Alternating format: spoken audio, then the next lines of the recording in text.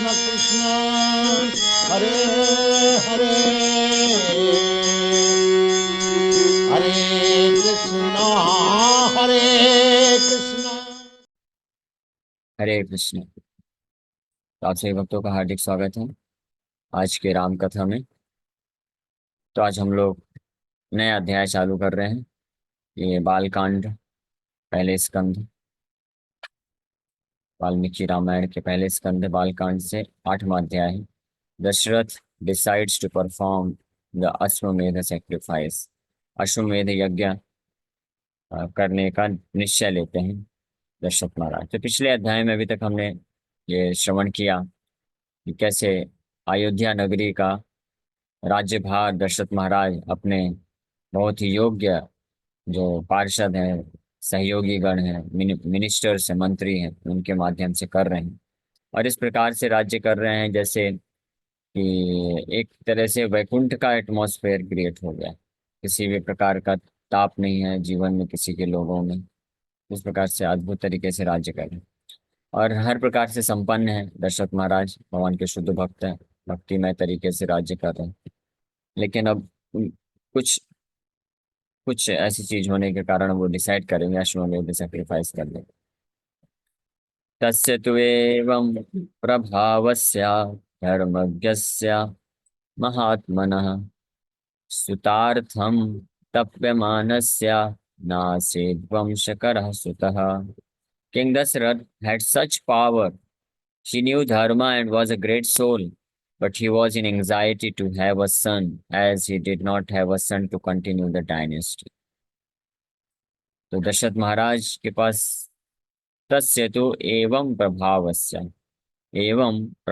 मतलब इस प्रकार की शक्ति, इस प्रकार का उनका प्रभाव था। हाँ, तो जिसका वर्णन पिछले 2 अध्याय में कर किया जा चुका है। इस प्रकार से इतने कुशलता पूर्वक राज्य कर रहे हैं कि कोई भी उनके राज्य में उनका कोई शत्रु ही नहीं है।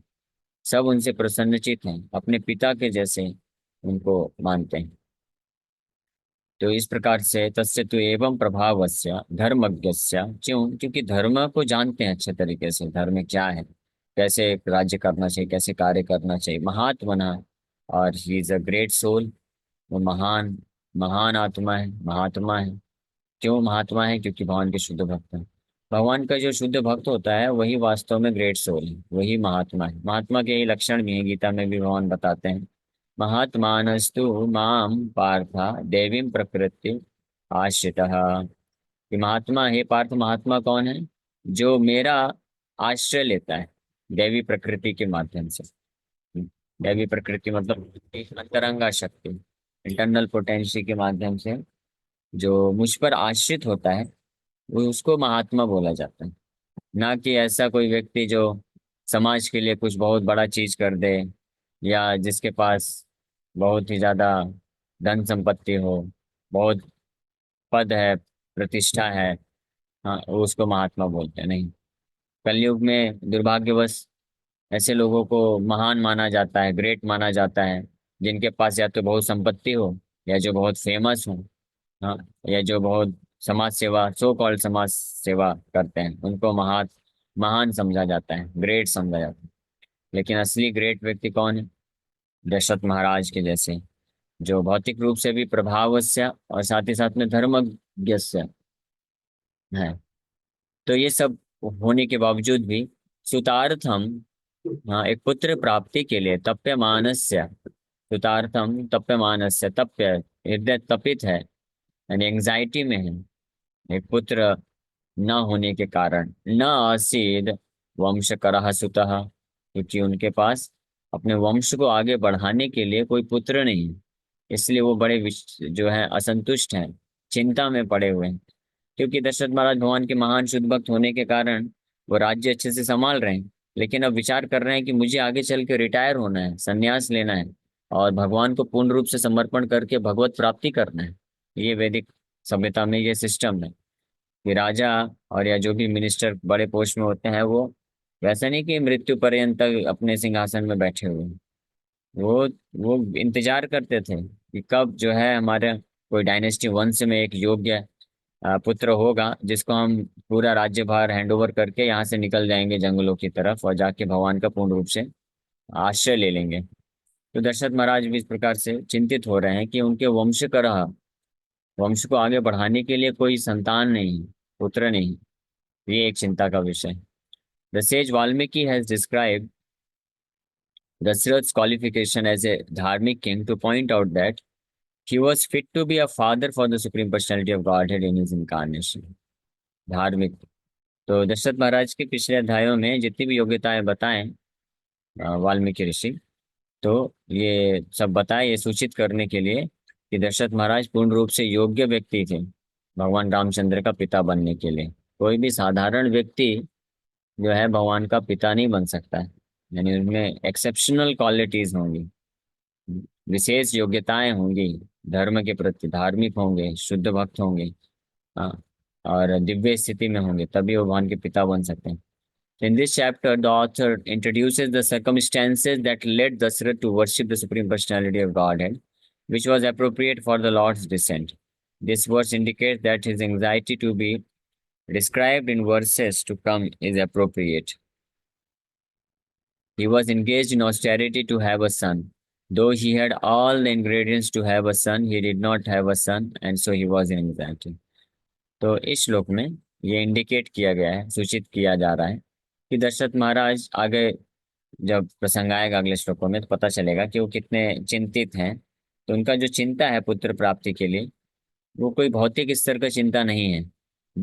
कोई साधारण इस संसार के जो लोग होते हैं, पुत्र नहीं मिलता है तो चिंतित होते हैं, व्यथित होते हैं, तो उस प्रकार का चिंता दशरथ महाराज का नहीं है। ये वर्ष ये इस बात को सूचित करता है, क्योंकि उनका चिंता इसलिए है कि इतना अच्छे तरीके से राज्य धर्म के अनुसार राज्य चला रहे हैं, तो अभी उनको उस राज्य को त्याग करके रिटायर होना है, भगवान को पूर्ण समर्पण करना है। लेकिन वंशकरह होना चाहिए, हाँ, राज्य को आगे बढ़ाने के लिए एक उचित वंश में एक पुत्र होना चाहिए। तो इसलिए उनका चिंता है राज्य को संभालने के लिए, जिस प्रकार से उन्होंने राज्य किया है उसी प्रकार से ऐसा एक पुत्र संतान चाहिए। तो ये चिंता का कारण। चिन्तयानस्य तस्यैवं बुद्धिरासीन्महात्मनः सुतार्थिं वाजिमेधेन किमर्थं न यजाम्यहम्।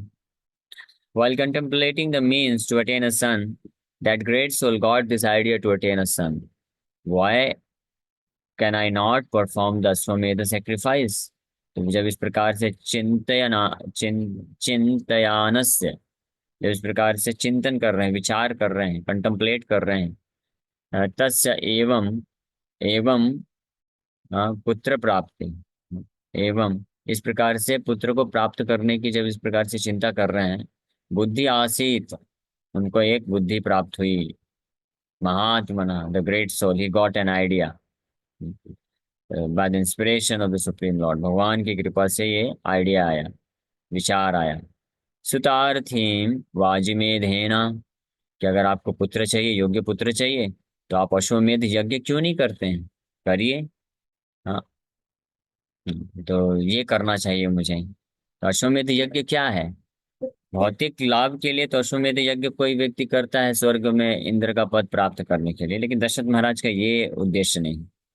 वो एक ऐसा योग्य पुत्र प्राप्त करना चाहते हैं जो उनके इस राज्य को जो है आगे बढ़ाएगा, इसी तरीके से, धर्म के तरीके से, भगवान की भक्तिमय तरीके से। तो इसलिए उनका ये इच्छा है।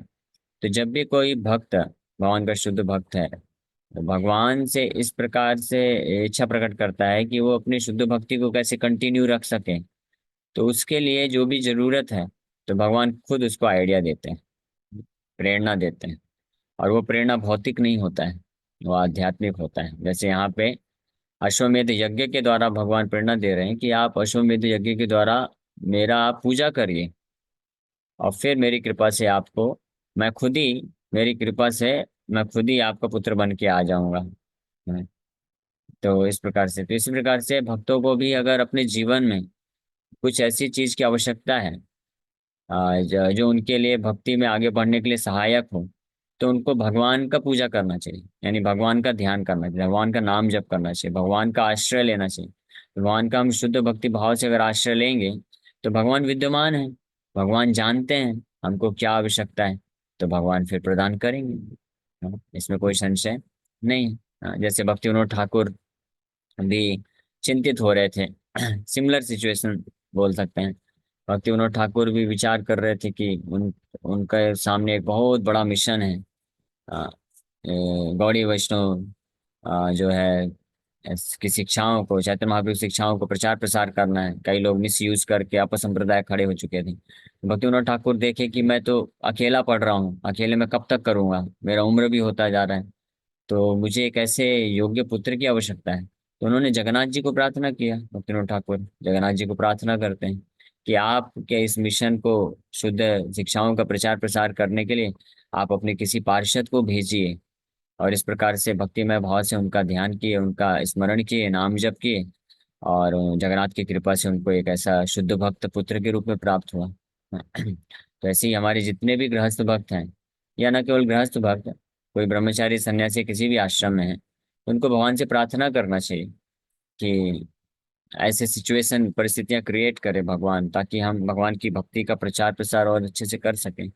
और जो गृहस्थ है वो ये प्रार्थना कर सकते हैं कि उनको ऐसा पुत्र प्राप्त हो। ये गर्भधान संस्कार का ये प्रिंसिपल है, फंडामेंटल प्रिंसिपल भी आप जान सकते हैं कि इसके पीछे ये उद्देश्य है। ये सिद्धांत को पालन करते हुए भगवान को प्रार्थना करें कि हमको ऐसे पुत्र की प्राप्ति हो, या जो ऐसे पति की प्राप्ति हो, ऐसी पत्नी की प्राप्ति हो, जो भी है, जिनको जो भी चाहिए, ऐसे भगवान को प्रार्थना करना चाहिए जो आपको भक्ति करने में सहायक हो, आपको भगवान के प्रति शुद्ध भक्ति विकसित करने में मददगार हो। भगवान का हम आश्रय लेंगे तो भगवान के हाथ में सब कुछ है, भगवान के नियंत्रण में है। भगवान कुछ भी कर सकते हैं, भगवान चेंजेस कर सकते हैं, और हमको ऐसे परिस्थितियां प्रदान कर सकते हैं जिससे हम भगवान की भक्ति में आगे बढ़ सकें।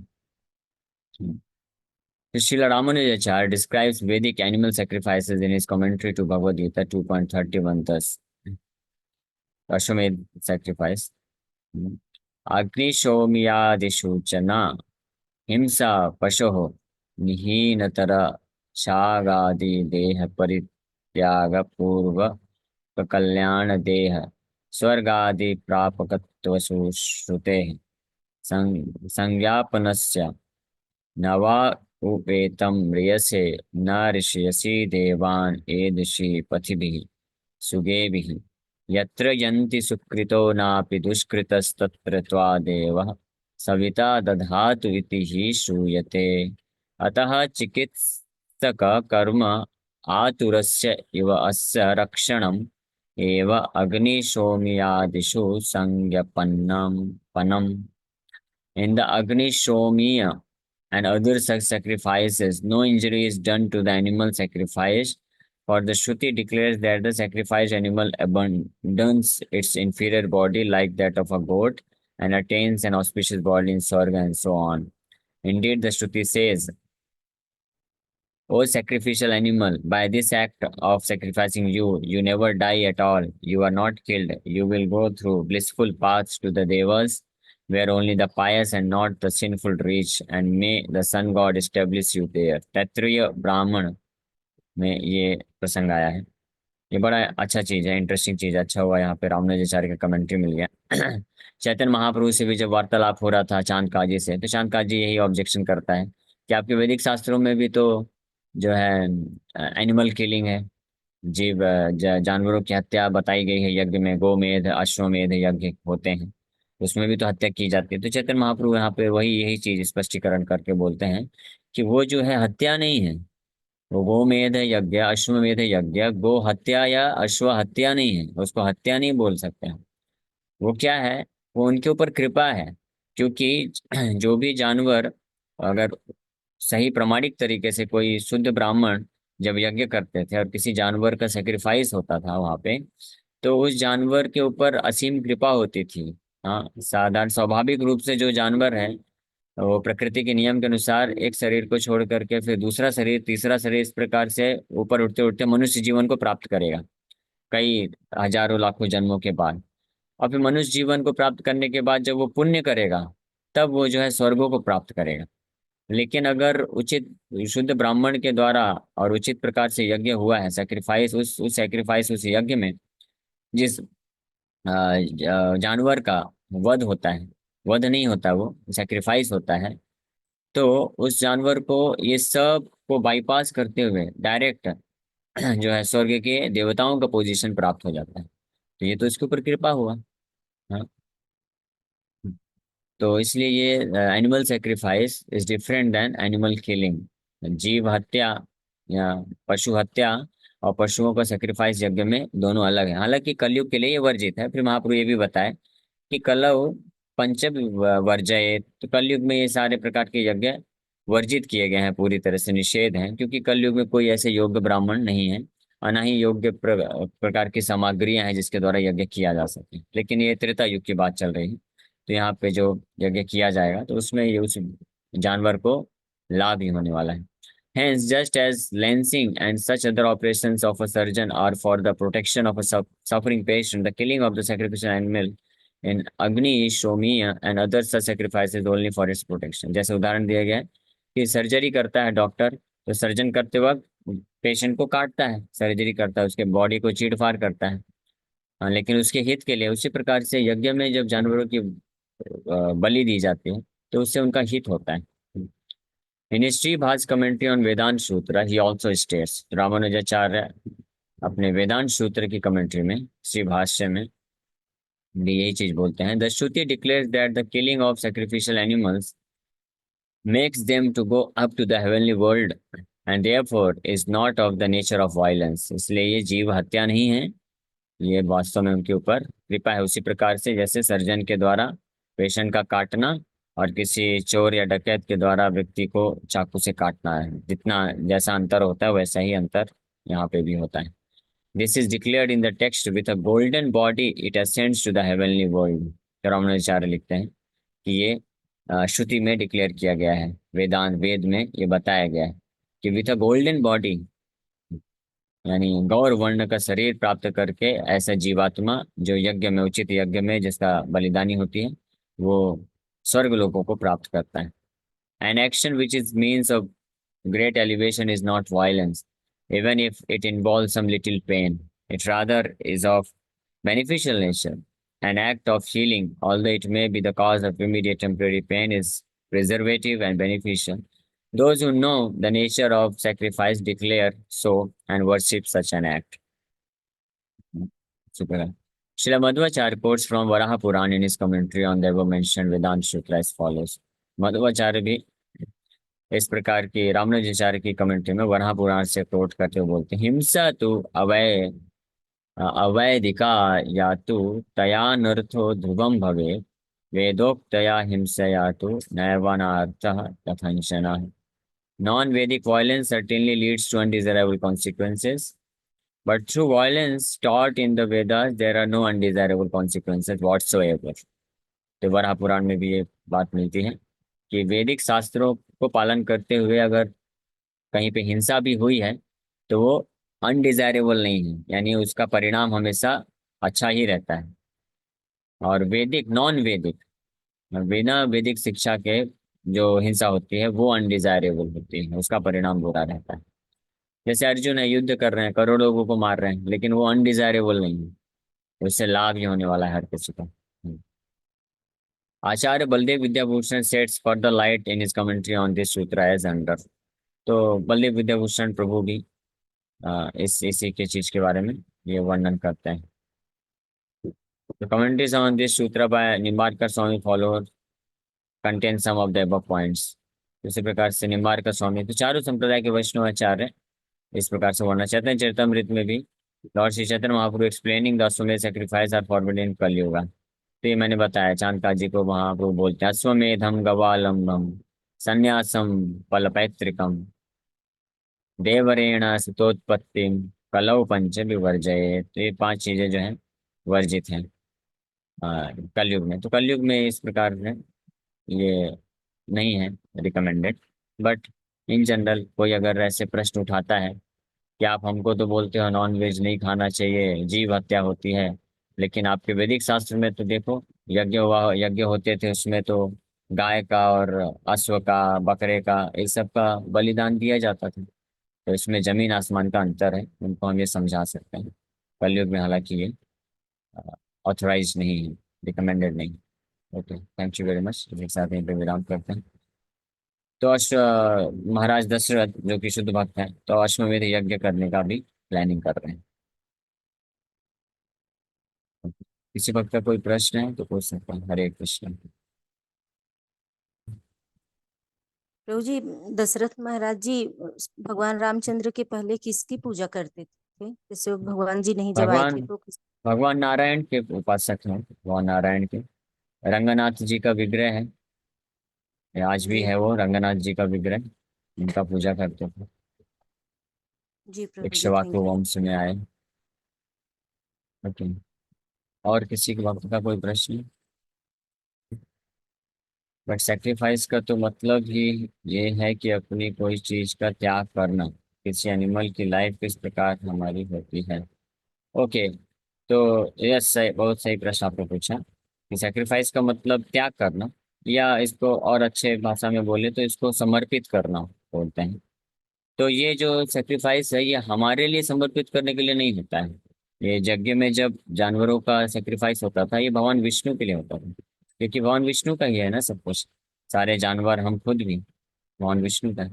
तो ये भगवान विष्णु के सेवा के लिए, उनकी पूजा के लिए, उनके लिए ये सेक्रीफाइस किया जाता। ठीक है। और कोई? प्रभु जी, फिर काली मैया के मंदिर में यहाँ कलकत्ता में भी तो आज भी लोग मांसाहार वाला क्यों चढ़ाते हैं फिर? वो सब पाप है, वो सबको पाप लगने वाला है, और सबको नरक में वैसे ही चढ़ाने वाला, चढ़ाया जाएगा। यमदूत लोग चढ़ाएंगे, क्योंकि कलयुग में स्पेशली स्ट्रिक्टली वर्जित है।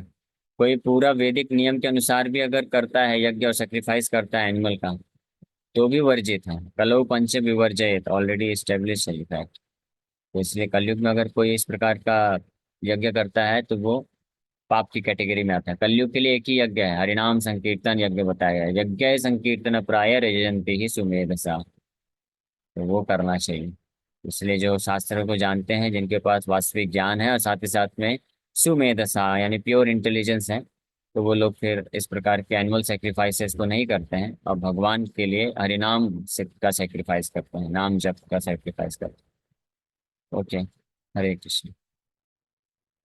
सो एक और प्रश्न आया है कि, प्रश्न पूछा सैड बट ओके। तो we should not feel sad. अगर वैदिक टाइम पे इस प्रकार के यज्ञ होते थे, तो जैसा ऑलरेडी बताया गया है कि उसमें ऐसा अपेरेंटली बाहर से लग रहा है कि उस पशु का वध हो रहा है लेकिन वो वध नहीं हो रहा है, वो उसके ऊपर कृपा है। क्योंकि भगवान विष्णु के लिए सेक्रीफाइस करने में उसका ये लाइफ जा रहा है, लाइफ सेक्रीफाइस हो रहा है, तो इससे वो डायरेक्ट स्वर्ग के लोकों को प्राप्त करता था। अदरवाइज उसको कई जन्म लग जाते हैं मनुष्य जीवन तक आने के लिए, फिर मनुष्य जीवन प्राप्त करके वो जब दान पुण्य करता तब स्वर्गों को प्राप्त करता। लेकिन यहाँ पे डायरेक्ट है कि यज्ञ में उसने अपना जीवन दे दिया, तो भगवान के लोगों को स्वर्ग लोक को प्राप्त कर लिया। तो this is good for him. Okay. Hare Krishna Prabhu ji, Ramayan में तो कहीं नहीं लिखा है ये यज्ञ में वो वध करने के लिए। रामायण लिखा रामचरितमानस है जो ना, अपन लिखा है, वही तो हम लोग भी पढ़ रहे हैं वाल्मीकि रामायण। अभी आने वाले श्लोकों से आपको और स्पष्ट पता चल जाएगा। वही अध्याय चल रहा है कि दशरथ महाराज अब अश्वमेध यज्ञ करने वाले हैं, उसी का प्लानिंग चल रहा है। तो गलत नहीं है, लेकिन ये कलयुग के लिए नहीं है। उचित तरीके से इसको करना चाहिए योग्य ब्राह्मणों के द्वारा, तब ये सही होता है। अन्यथा ये गलत है, पाप हो जाता है नहीं तो।